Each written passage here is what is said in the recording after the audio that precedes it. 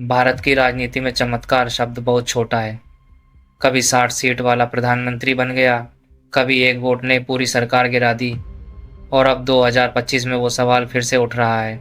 क्या मोदी सरकार भी इतिहास की तरह अचानक गिर सकती है? क्या बिहार का चुनाव सिर्फ बिहार तक रहेगा, या इसकी गूंज सीधा दिल्ली की कुर्सी तक जाएगी? आज हम आपको दिखाने वाले हैं वो राजनीतिक समीकरण जो अगर पलट गए तो मोदी सरकार का तीसरा कार्यकाल अधूरा रह जाएगा। 1979 देश में पहली बार ऐसा हुआ कि सिर्फ 60 सीटें जीतने वाला नेता प्रधानमंत्री बन गया। नाम था चरण सिंह। उस वक्त जनता पार्टी की सरकार बिखर चुकी थी। मोरारजी देसाई ने इस्तीफा दिया और कांग्रेस ने चाल चली, कहा आप पीएम बनिए, हम बाहर से सपोर्ट देंगे। और देखते ही देखते 60 सीट वाला नेता देश का प्रधानमंत्री बन गया। लेकिन जब बहुमत साबित करने का वक्त आया, कांग्रेस ने हाथ पीछे खींच लिया, सरकार गिर गई। बस यही है भारतीय राजनीति की सच्चाई। यहाँ सीट नहीं, चाल चलती है।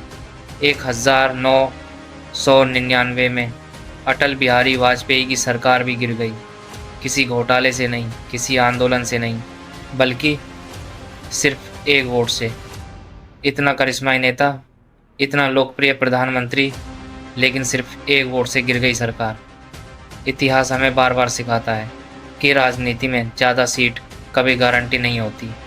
2024 लोकसभा चुनाव बीजेपी ने दिया नारा 400 पार, लेकिन नतीजा आया 240 सीटें। ना पूर्ण बहुमत, ना 400 पार। सरकार बची, लेकिन अपने बल पर नहीं। अब मोदी सरकार टिकी है 3 नेताओं पर, नीतीश कुमार, चंद्रबाबू नायडू और एकनाथ शिंदे।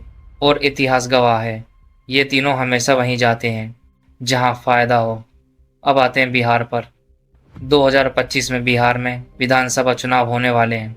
243 सीटें हैं और बहुमत चाहिए 100। 22 अभी एनडीए के पास है, लगभग 125 सीटें, बस 3 सीट का फ़र्क और सरकार गिरी समझो। महागठबंधन के पास है 111 सीटें। तेजस्वी यादव 75 सीटों के साथ सबसे स्ट्रॉन्ग पार्टी। कांग्रेस जो 2024 में 99 सीटें लेकर कमबैक कर चुकी हैं, वो भी अब मैदान में है।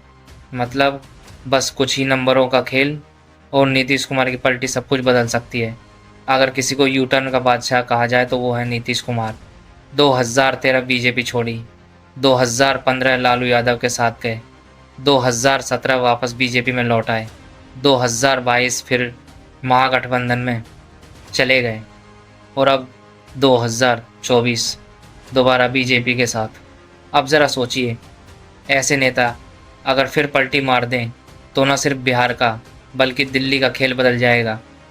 अगर नीतीश महागठबंधन में गए तो उनकी 12 लोकसभा सीटें एनडीए से निकलकर इंडिया गठबंधन में चली जाएंगी, और मोदी सरकार का आंकड़ा 293 से गिरकर 281 पर आ जाएगा। वीडियो अच्छी लगी तो चैनल को सब्सक्राइब एंड वीडियो को लाइक कर दो।